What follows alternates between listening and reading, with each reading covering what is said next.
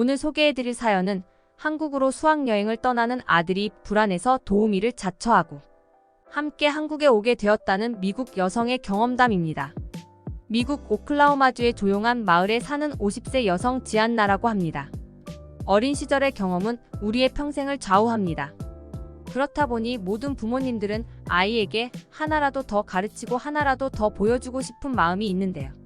하지만 반대로 부정적인 경험만큼은 어떻게든 막고 싶은 것이 우리 부모들의 마음일 것입니다. 그녀는 가난한 줄 알았던 한국의 이질적인 모습을 보고 아들보다 못한 자신의 처지를 반성하게 되었다고 하는데요. 최근 제가 겪은 신선하면서도 충격적인 경험을 많은 분들과 공유하기 위해 글을 써봅니다. 먼저 저의 편협한 생각을 깨트려준 한국 국민 여러분들에게 감사의 말씀을 전하며 이야기를 시작해 보겠습니다. 전 두 아들을 키우고 있어요. 첫째 조셉은 13살, 둘째 앤드류는 9살이죠. 그 또래 남자아이들이 다 비슷하겠지만 제 아들들은 매일 캥거루처럼 온 집안을 뛰어다닙니다. 워낙 밝고 활기찬 아이들이라서 제가 감당하기 힘들 만큼 에너지가 넘치죠. 그 와중에 첫째 아이의 학교에서 발표한 수학여행 계획은 제겐 아주 반가운 소식이었어요. 아이의 일주일간의 외국 여행은 저희 부부가 쉴 수 있는 유일한 기회나 다름없었으니까요. 어느 날 첫째 조셉이 수학여행의 세부사항이 담긴 안내문을 저에게 건네주더군요. 무척 흥분한 조셉은 수학여행지로 한국이 결정됐다며 뛸 듯이 기뻐했습니다. 하지만 전 한국이라는 말에 기겁하고 말았습니다. 수많은 나라 중에 하필 한국이 수학여행지로 결정되다니 전 그 말을 믿을 수가 없었어요. 의심스러운 눈으로 안내문을 살펴봤지만 아들의 말은 사실이었습니다. 첫째가 다니는 학교에서 일주일간의 수학여행을 계획했고 그 행선지는 틀림없이 한국이었습니다. 전 경악을 금치 못했습니다. 제게 한국에 대한 이미지는 오엘 궁핍한 아프리카의 여느 나라와 크게 다르지 않았습니다. 왜냐하면 70년 전 한국 전쟁에 참전했던 할아버지는 제가 어렸을 때부터 한국 이야기를 많이 해주셨거든요. 할아버지는 한국이 전쟁으로 폐허가 됐고 아이들이 밥을 제대로 먹지 못해 갈비뼈가 앙상이 드러날 만큼 가난한 나라라고 설명해 주셨어요.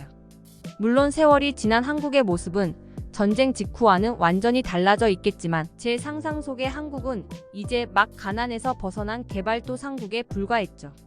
수학여행은 아이들에게 새로운 문화와 자연을 체험하며 새로운 경험과 지식을 넓히는 무척 중요한 활동입니다. 그런데 고작 한국이란 나라를 경험하기 위해 소중한 시간과 비용을 지불해야 한다는 사실을 도저히 받아들일 수가 없었어요. 전 이런 결정을 한 교장 선생님에게 화가 났습니다.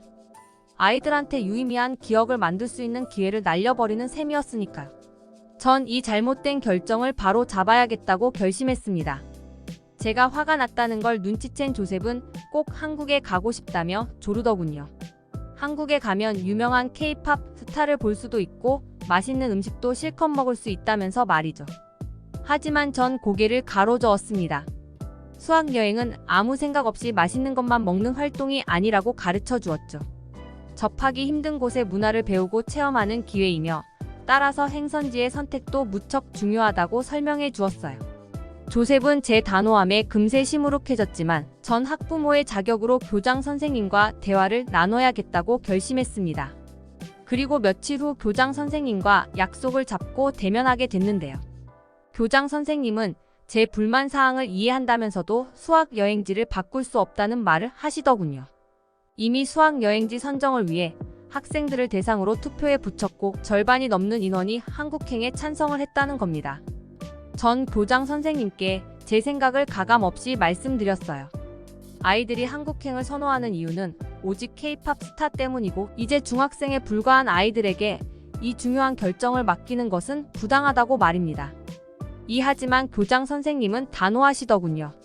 아이들이 스스로 결정하고 책임지는 것도 중요한 교육활동의 일환이며 아이들의 결정을 번복하는 것은 어른들의 생각이 무조건 옳다는 점만 강요하는 거라고 하시더라고요. 교장 선생님의 말씀도 일리가 있었습니다. 하지만 전 아이를 한국에 보내고 싶지 않았어요. 그래서 조셉은 이번 수학여행에 참가시키지 않겠다고 말씀드린 후 대화를 마쳤습니다.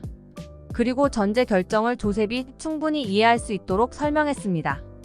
하지만 크게 실망한 조셉은 방에 틀어박혀 나오질 않더라고요.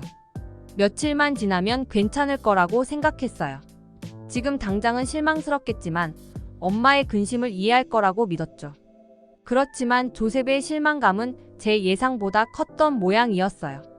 그렇게 밝고 활동적인 아이가 시들어버린 꽃나무처럼 생기를 잃어가더라고요. 그런 조셉이 무척 걱정스러웠습니다. 남편도 조셉을 수학여행에 보내는 게 좋겠다고 권유하더라고요.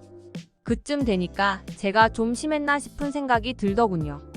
동생 앤드류조차 엄마가 심했다며 고개를 저을 정도였으니까요. 또다시 고민에 빠질 수밖에 없었습니다. 제 상식으로는 비싼 비용까지 지불해가며 한국에 가는 것이 불합리했지만 간절히 원하는 아이 때문에 흔들리기 시작했어요. 전 교장 선생님에게 전화를 걸어서 혹시 수학여행에 학부모가 참가할 수 있는 방법이 있는지 물었죠. 아이들을 인솔하고 케어해주는 도우미 자격으로 참가할 수 있다는 답변이 돌아왔습니다.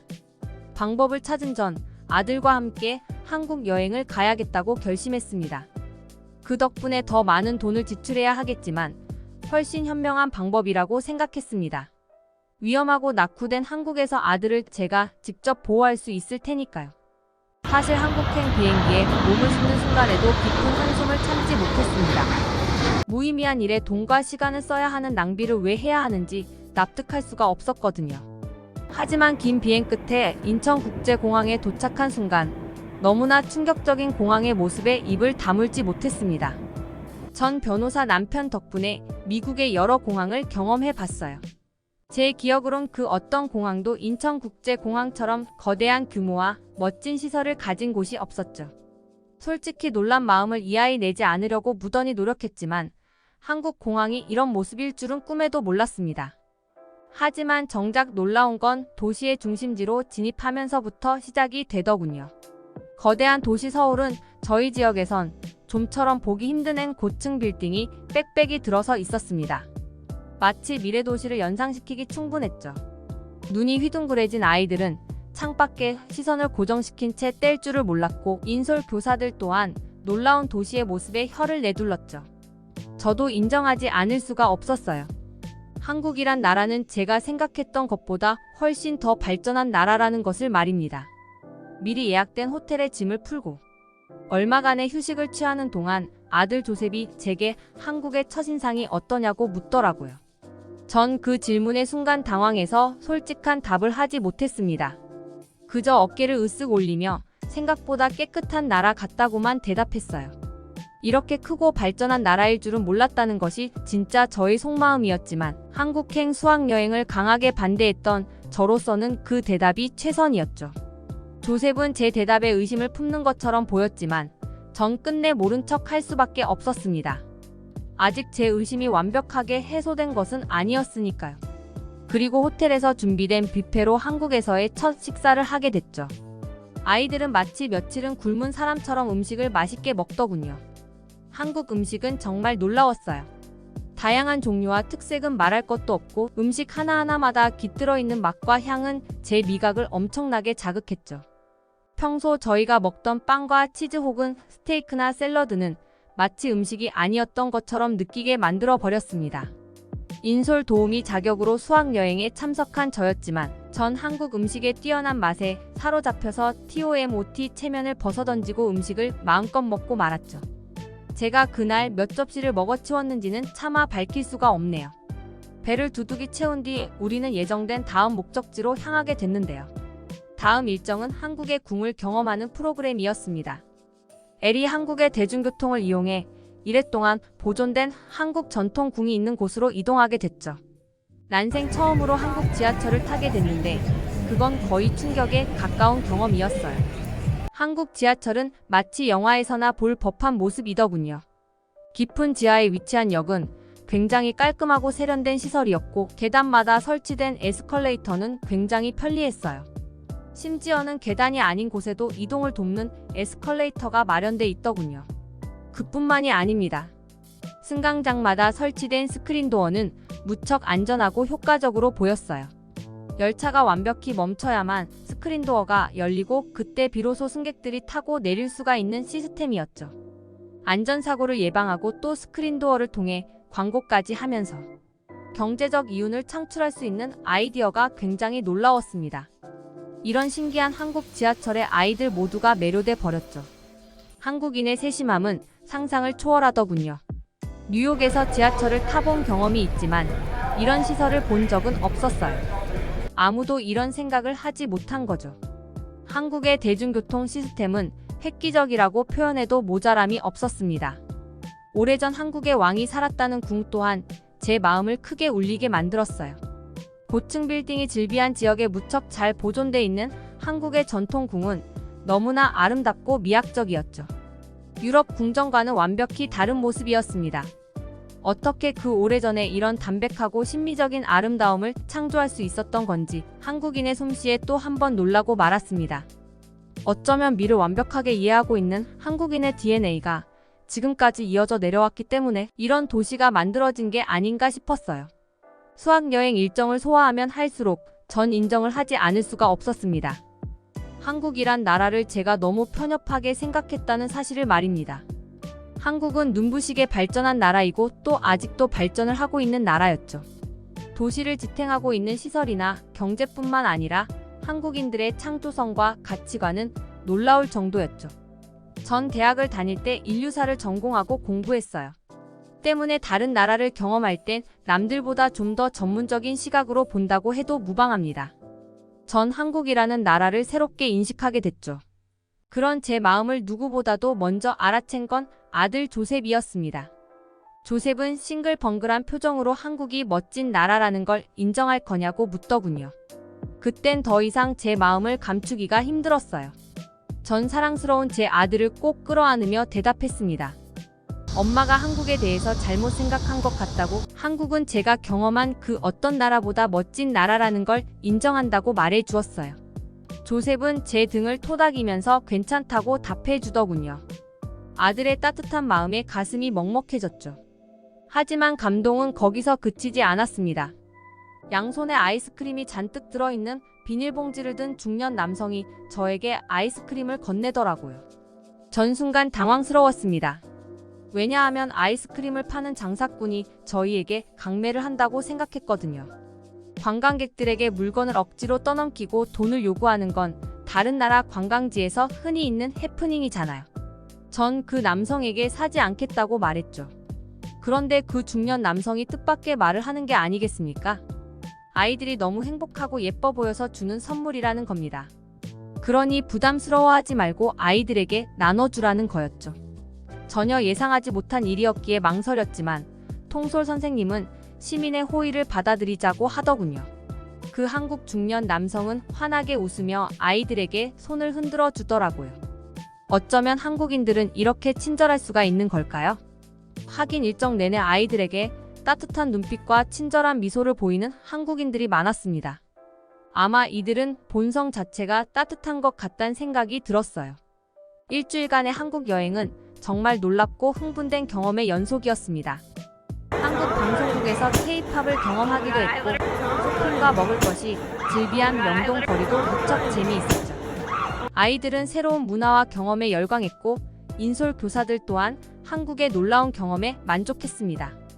그만큼 일주일간의 일정은 눈 깜짝할 때 지나가 버렸고 이내 미국으로 돌아가야 할 때가 다가오고 있었어요. 한국에서의 마지막 일정은 전쟁기념관을 견학하는 것이었는데요. 제 할아버지가 한국 전쟁의 참전 용사였기 때문에 제 개인적으로는 더욱 기대되는 프로그램이었습니다. 전쟁기념관에 마련된 전시물과 자료들은 굉장히 충격적이었습니다. 참혹한 전쟁은 수많은 생명을 앗아가 버렸고 한 국가를 피폐하게 만들어버렸죠. 그런 전쟁을 겪은 한국은 결코 재건될 수 없을 거라는 비관적인 전망을 받았다고 하더군요. 하지만 한국인들은 기적이라는 말이 부족할 정도로 눈부신 성장을 이룩해냈고 지금은 어떤 나라와 견주어도 모자람이 없는 훌륭한 국가로 성장했다는 걸 알 수 있었습니다. 한국은 전쟁이라는 비극을 이겨낼 수 있는 이유로 수많은 국가들의 도움을 꼽았습니다. 전쟁기념관에는 한국에 도움을 준 국가와 참전 용사들을 기리는 메시지들이 있었어요. 그 가운데 저희 할아버지가 있다는 것이 무척 자랑스러웠습니다. 아들 조셉은 증조할아버지가 한국을 위해 용감히 싸웠다는 게 기쁘다고 말하더라고요. 하지만 전쟁 때문에 많은 생명이 사라진 게 무척 슬프다며 눈시울을 붉히기도 했어요. 전 전쟁기념관을 통해 아이들이 생명의 존엄과 전쟁의 참상을 배웠다는 게 정말 다행이란 생각이 들었습니다. 전 아이들이 수학여행으로 한국을 선택한 건 정말 탁월한 선택이었다는 걸 인정할 수밖에 없었습니다. 어떤 면으로는 어른들보다 아이들의 지혜가 훨씬 더 현명하다는 생각이 들기도 했어요. 그리고 저희는 모든 일정을 무사히 마치고 미국으로 돌아왔습니다. 당연히 아이들은 한국에서 좋은 경험과 기억만을 간직하고 돌아왔죠. 조셉을 통해서 들은 얘기로는 수학여행을 마친 후에도 아이들은 한동안 한국 이야기만 했다고 해요. 조셉은 나중에 가족들과 함께 꼭 한국을 다시 방문하고 싶다고 말하더라고요. 조셉의 신나는 경험담 때문에 동생 앤드류가 심하게 질투를 하긴 했지만요. 이번 한국에서의 수학여행은 교육적인 측면에도 완벽했고 아이들의 경험 측면에서도 유익한 시간이었다고 자부할 수 있습니다. 한편으론 저에게 더 유익했던 시간이 아닌가 싶기도 하네요. 이런 경험과 특별한 시간을 선사해준 한국과 친절한 한국 사람들에게 다시 한번 감사 인사를 전합니다. 더불어 어려운 환경과 시간들을 이겨내고 아름답고 훌륭한 나라를 만들어준 것에 대해 찬사를 보냅니다. 이런 기적 같은 한국의 사례는 많은 이들에게 영감과 용기를 줄 거라고 믿습니다. 언젠가 온 가족들과 함께 한국을 다시 찾겠다고 약속합니다. 이 여행을 통해 한국에 대한 인식이 극적으로 변화하게 되었는데요. 한국에 대해 회의적이었던 그녀는 직접적인 경험을 한 후에야 한국으로의 여행이 얼마나 최고의 선택이었는지 깨닫게 되었습니다. 우리는 이 이야기를 통해 교육은 어린아이뿐만 아니라 어른들에게도 상당히 중요하다는 사실을 알 수 있는데요. 그녀가 경험한 이 한국 여행 덕분에 앞으로 자녀를 키우고 가르치는 데에 큰 영향을 미칠 것입니다. 특히 가족과 함께 다시 한국을 찾고 싶다는 아들의 약속도 상당히 뜻깊은데요. 다음에는 동생과 아빠를 포함한 4가족이 한국을 방문했으면 좋겠네요. 자녀의 수학여행을 따라 한국에 오게 된 미국 여성 지안나 씨의 사연이었습니다. 듣기 주셔서 감사합니다. 오늘의 영상은 이게 전부입니다. 모두가 건강하길 바랍니다.